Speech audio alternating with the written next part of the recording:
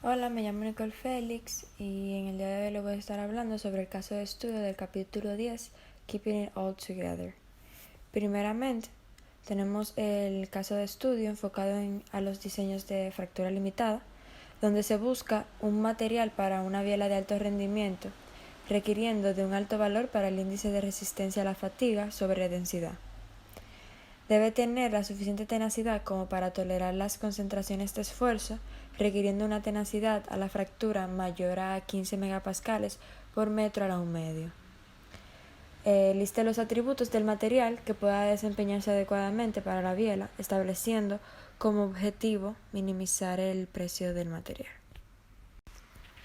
Para la parte de traducción es necesario conocer el diseño del producto para luego poder definir las especificaciones necesarias que limiten nuestra selección final del material. Primero que nada, tenemos una biela, el cual está conformado por el pie, donde se encuentra el agujero de menor tamaño, el cual lleva el cojinete a presión por el que pasa la barra cilíndrica que sostiene el pistón. Tenemos también el cuerpo, que está sometido a grandes presiones. Finalmente está la cabeza, que es el agujero de mayor tamaño y se divide en dos partes. La primera está unida al cuerpo y la otra es desmontable, llamada sombrerete, que se une al cuerpo de la biela por medio de pernos. Entre ambas uniones se encuentra un casquillo o cojinete que abraza la muñeca del cigüeñal. En cuanto a la descripción del producto, la biela es una pieza en forma de barra que presenta articulaciones en ambos extremos para transmitir longitudinalmente movimiento entre dos partes de un mecanismo. Esta está sometida a esfuerzo de tracción y de compresión. En cuanto a los usos de la biela, tenemos que se emplea en diversas máquinas, fundamentalmente para transformar el movimiento alternativo de los pistones de un motor de combustión interna en movimiento rotatorio de otros componentes y en los compresores. La misma ha sido diseñada para conectar dos piezas internas, el pistón por un lado y el cigüeñal por el otro. Todo esto es con el objetivo de minimizar el precio del material. Hay que tener en cuenta que las bielas de un motor de alto rendimiento son componentes críticos, es decir, que si uno falla, el motor se autodestruye. Sin embargo, para minimizar las fuerzas de inercia y las cargas de rodamiento, cada uno debe pesar lo menos posible. Esto implica el uso de materiales ligeros, fuertes y con el estrés cerca de sus límites. Ahora procedemos a definir las restricciones que se consideran las limitaciones en las que se tiene que regir el nuevo material. Esta se divide en no negociables y negociables. Como no negociables tenemos que tenga una alta tenacidad a la fractura, que sea resistencia a la fatiga, que tenga bajo costo, baja tenacidad y que sea resistente a la compresión y a la tracción. Como restricciones negociables está que el material tenga un bajo impacto ambiental y que sea resistente a la corrosión.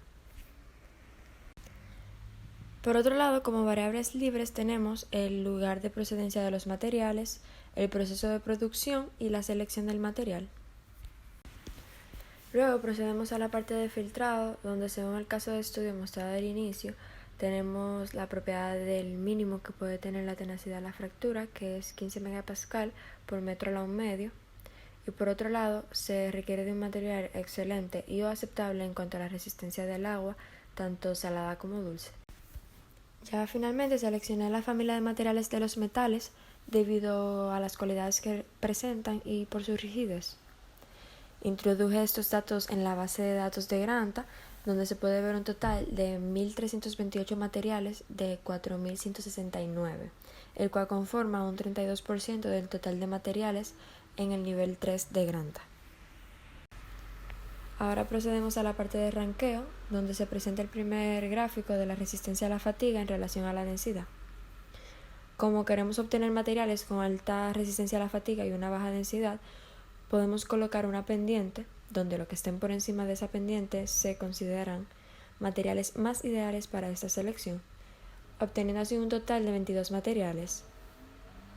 Entonces, para mi primer índice se quiere maximizar la resistencia a la fatiga y minimizar el costo por la densidad, donde se tomaron los 5 materiales que mejor cumplen con este índice, tomando en cuenta que esto ayudará a que la biela pueda soportar varios ciclos sin que se desgaste, y a su vez se considera la reducción de los costos y la baja densidad, el cual son requisitos para la elección de nuestro material. Para el segundo índice se maximizó la tenacidad de la fractura y se minimizó los costos, donde de igual forma se tomaron los 5 materiales que mejor cumplen con el índice. Por último está el tercer índice, que es la resistencia a la fatiga entre la emisión de huella de carbono con sus respectivos 5 materiales. Se procedió a realizar una tabla resumen con los 5 mejores materiales de cada índice que se realizó, donde se observarán los que se repiten en buenas posiciones dentro de los índices de desempeño, obteniendo los siguientes 2 materiales, que es el aluminio de 65% de óxido de carbono 3 fibra Nextel y el aluminio de 40% óxido de aluminio 3 fibra Nextel. Luego presentamos la última parte, que es la documentación, en donde presentamos las propiedades de cada uno de los materiales que fueron preseleccionados. Y se observa que en el aluminio 65% óxido de aluminio posee un mayor límite elástico, por lo que el material necesitará de un esfuerzo mayor para poder subir una deformación permanente. De igual manera, tiene una alta resistencia a la tracción, que es el esfuerzo de tracción necesario para romper el material. Por otro lado, el aluminio 40% de óxido de aluminio 3 tiene una mayor resistencia a la compresión. De igual forma, este material requiere de una mayor energía para poder fracturarse, por lo que es bastante resistente a sufrir una grieta. Tomando en cuenta el objetivo del caso de estudio de minimizar los costos, tenemos un cuadro comparativo del precio por unidad de volumen y la tenacidad a la fractura, donde se puede ver claramente que el aluminio 40% óxido de aluminio 3 es el que presenta menor costo para la producción y una mayor tenacidad. Luego se procedió a realizar una auditoría ecológica para evaluar el impacto ambiental de estos materiales, donde se puede observar que el aluminio 65 óxido de aluminio 3 es el que presenta un menor porcentaje, por lo que se puede concluir que, tomando el objetivo del caso de estudio de minimizar los costos, se recomienda el aluminio 40%, pero si se debe de realizar un enfoque al impacto medioambiental, pues se recomienda el uso del aluminio 65%. Para el proceso de manufactura se tomaron en consideración la forma geométrica utilizando la herramienta Tree, seleccionando la forma sólida 3D con funciones paralelas simples, como se puede ver en pantalla, obteniendo un resultado de 13 procesos de 146. De igual forma se realizó un gráfico tomando en cuenta el tamaño del lote entre el costo, seleccionando así el proceso de prensado y sinterizado de matrices, debido a que este muestra un bajo costo de procesos en relación al tamaño del lote. Este proceso consiste en mezclar los polvos de metal para luego prensar en una matriz cerrada para formar un compacto verde, como se observa en el esquema de proceso, de la forma deseada. El compacto verde luego se sinteriza calentándolo en una atmósfera controlada a una temperatura justo por debajo del punto de fusión para unir las superficies de contacto de las partículas. De esta manera se puede producir componentes hechos de materiales o mezclas inusuales. Este proceso puede ser adecuado para cualquier material, pero se utiliza principalmente para metales y cerámicas. Y con esto concluye el caso de estudio. Gracias.